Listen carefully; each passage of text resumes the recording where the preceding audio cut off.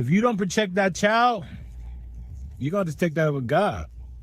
You have to nurture that lady and gentleman. You can raise your daughter to be a woman. You have to explain to her.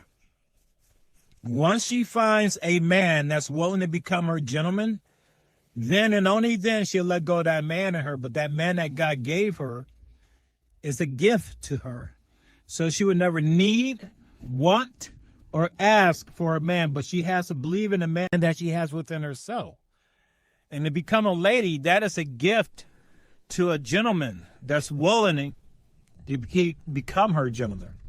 If he's willing to put the gentleness before his man and become her gentleman, then she becomes his lady.